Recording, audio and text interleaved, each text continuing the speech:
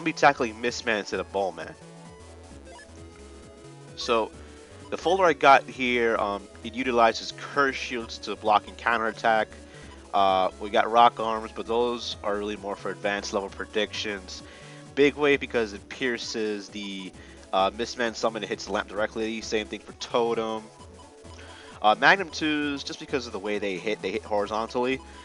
Rat and 3s, indirect attacks tend to be very viable against MistMan. And boomers and yo-yos just straight up murder him. We're about to see why, though. Anyway, I prefer this boss to Ballman because it's a bit better designed. Huh. I know Robert Williams turned himself into a net navvy. Anyway, so we're just gonna trap him to one row, and then use the totem chip to do extra damage. Totem speed can hit up to 3 times for 540, though it takes a bit of time to get to that 540 damage. So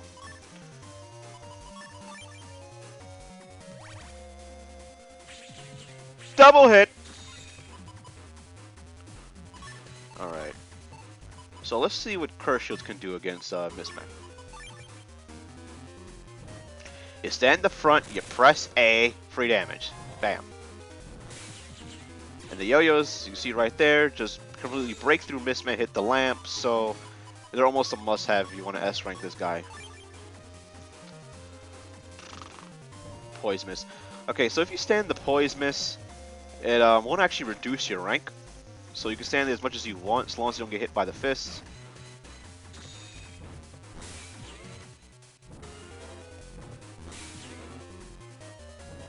And we're done. Alright, V2 chip.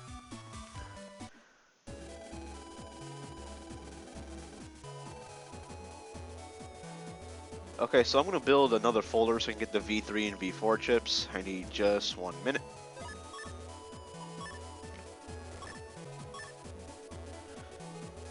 So building upon the lessons we just learned, I'm putting in the strongest variant of the Curse Shield chip, keeping the rock arms, putting in a few more big waves, Hero Sword because it's fun to use, Sensor 3 is just an overpowered chip anyway, Drillmans because Drillmans create holes and they completely disrupt his movements, and they're just a solid chip anyway. And of course Yo-Yos because, well, you saw what Yo-Yos did to him.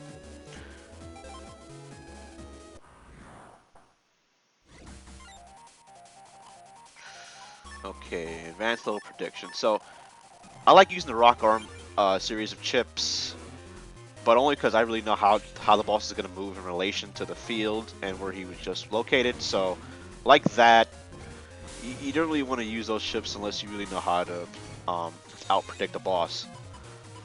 But they hit really hard, so if you know if you know what you're doing, you can get some good damage off. Or you can just use Sensor.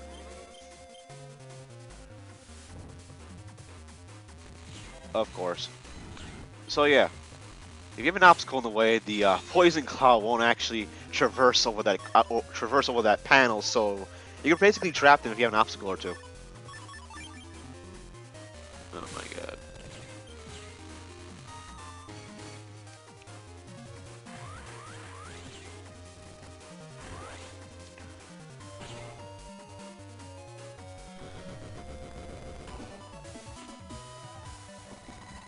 Oh, V4.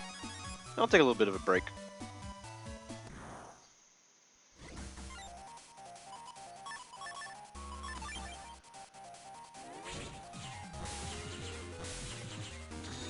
Okay. So, I should probably wait a little bit more this time, but, you know, I think it'll be just enough for me to get the V3 chip. Although then again, if I'm just hitting Curse Shields over and over. So, after 6 hops, he's going to do Poison Mist or Soul Gain, depending on his HP, and that's when you just hit him with the Battle Chip to completely stop the attack like that. And dead. And this way you can keep him doing his 6 hop moves, where he just charges MistMan at you. And then if you can keep that up, the fight's a lot easier, because once Soul Gain comes out, your chances of answering just go down considerably. It's probably his hardest attack.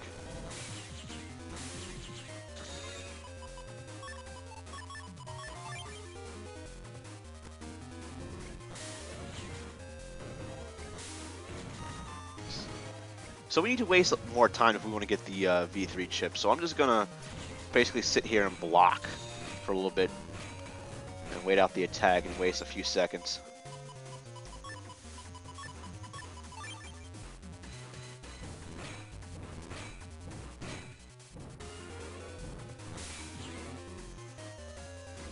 Of course, if something's in the way, if MistMan can punch you, he's not going to move the poison mist, so it doesn't matter.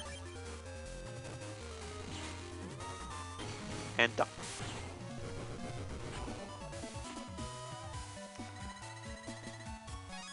MistMan V3. So, I know that I am clearly good at timing the left plus B shield, but I didn't get that way unless I practice a lot. And I'm going to show you a training method that I use to get good at it. Basically, the premise is you just don't want to attack MistMan at all, except stop his poison mist summon, which is after every 6 hops, so just like this. 1, 2, 3, 4, 5, 6, and then attack him to interrupt the attack, and then he just repeats his pattern.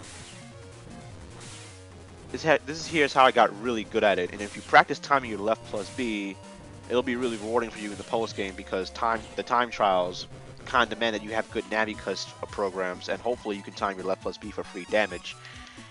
And once you learn that, time trial is basically easy for you. But anyway, next boss will probably be Bowlman.